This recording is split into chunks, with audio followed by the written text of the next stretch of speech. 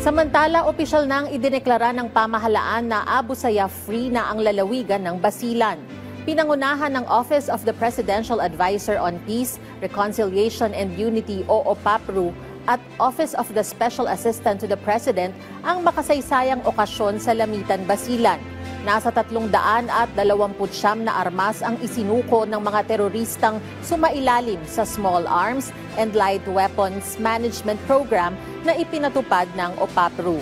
Pinapurihan ng mga stakeholder ang pamahalaan kaugnay ng nasabing programa dahil sa mahalagang papel sa mga nangyari sa lalawigan.